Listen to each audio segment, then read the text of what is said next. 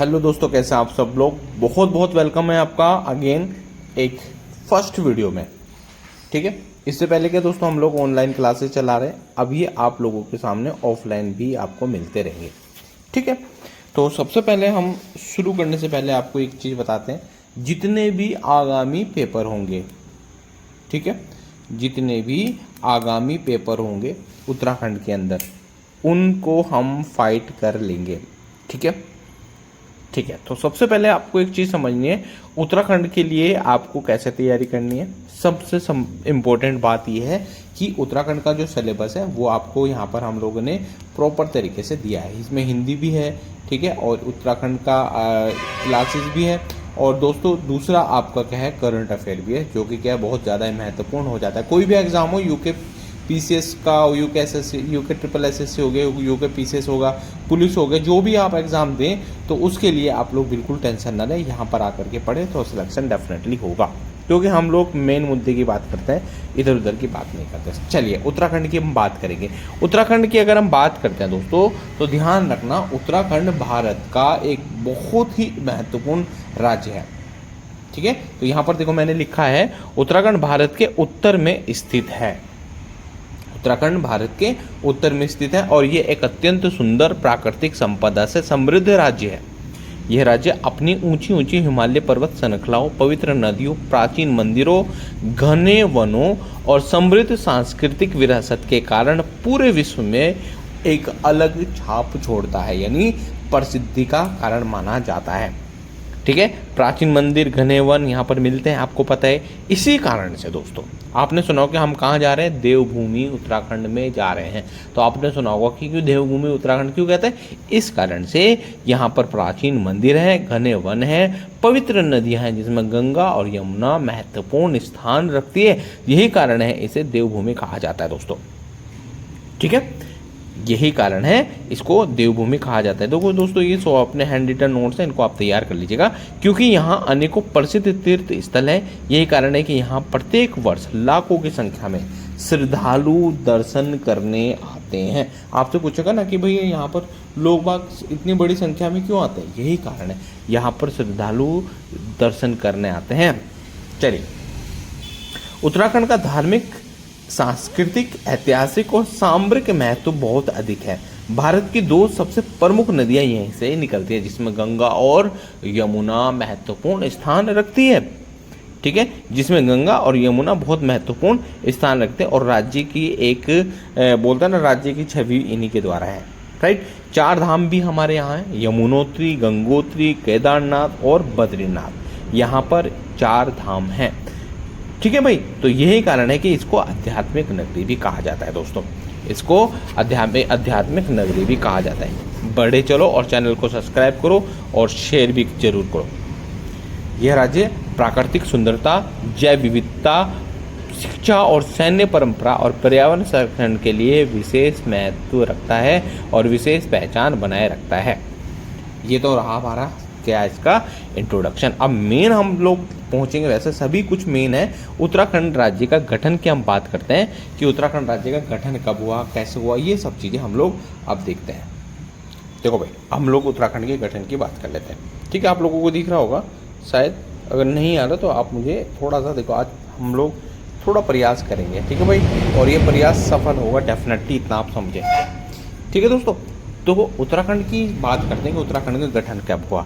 ठीक है, यहाँ पर है, उत्तराखंड पहले उत्तर प्रदेश का हिस्सा हुआ करता था।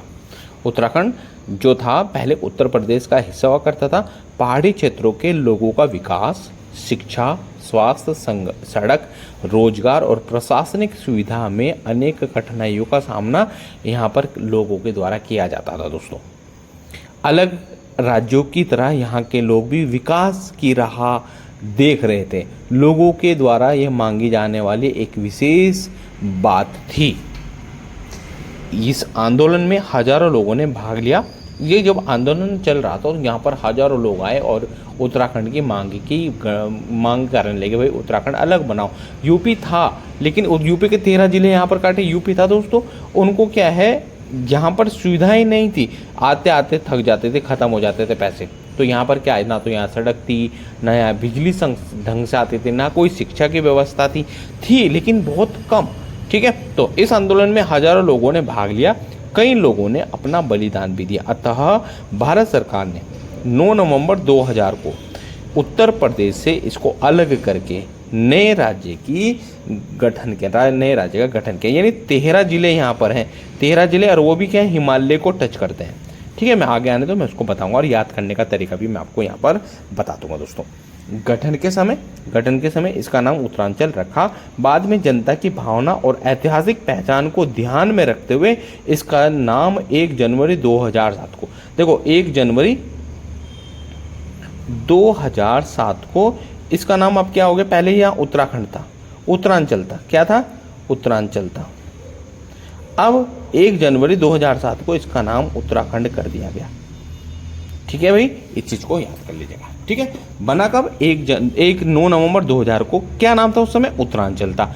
अब इस जब 1 जनवरी 2007 आई तो नवंबर 2007 यानी लगभग नवंबर दिसंबर, ठीक है, यानी 7 साल के बाद इसका नाम उत्तराखंड कर दिया गया। ठीक है, चलिए आगे बढ़ते हैं। अच्छा हाँ, उत्तराखंड जो है भारत का 27वां राज्य है। उत्तराखंड भारत का 27वां राज्य है दोस्तों, ध्यान रखना। ठीक है, अच्छा उत्तराखंड का 27वां राज्य है। और उत्तराखंड के नाम का अर्थ हम लोग जान लेते हैं कि उत्तराखंड के नाम का अर्थ क्या है। देखो उत्तराखंड के 2 अर्थ, 2 नाम, एक नाम को 2 संधि विच्छेद करते हैं हम लोग उत्तराखंड की। देखो उत्तर में, उत्तर दिशा में, और खंड मतलब होता है हिस्सा। दोस्तों चैनल सब्सक्राइब भी करना। प्राचीन ग्रंथों में भी उत्तराखंड का उल्लेख मिलता है। इसे केदार खंड और मानस खंड के नाम से जाता है। केदार खंड हमारा, देखो ध्यान रखना, कुमाऊं हो गया, और केदारखंड और मानसखंड। यानी भाई आपको समझना है, केदारखंड हमारा क्या हो गया, गढ़वाल हो गया, और मानसखंड हमारा कुमाऊं हो गया। ठीक है भाई, तो ये आप लोगों ने याद कर लेना है। अच्छा भौगोलिक स्थिति की बात करते हैं। अच्छा उत्तराखंड को 2 भागों में बांटते हैं, इसे मंडल, 2 मंडल है, एक कुमाऊं है, एक गढ़वाल है। अब यहाँ तो बताता हूँ उत्तराखंड की भौगोलिक स्थिति की अगर हम बात करते हैं, उत्तराखंड भारत के उत्तरी भाग में स्थित है और इसका अधिकांश भाग हिमालय पर्वतों से घिरा हुआ है।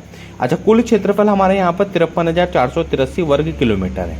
इसका कुल क्षेत्रफल की बात कर लीजिएगा तो उसका 53,483 53,483 वर्ग किलोमीटर है। इसके अक्षांश की हम अगर बात करते हैं तो 28 डिग्री, देखो ये 28, ये 2 जीरो होता है ना, डिग्री होता है, ये 43 मिनट होता है। सपोज यहाँ पर कुछ नंबर होता है तो सेकंड हो जाता है, 3 डिग्री मिनट सेकंड। ठीक है, तो ध्यान रखना 28 डिग्री 43 मिनट से 31 डिग्री 27 मिनट उत्तरी अक्षांश में स्थित है।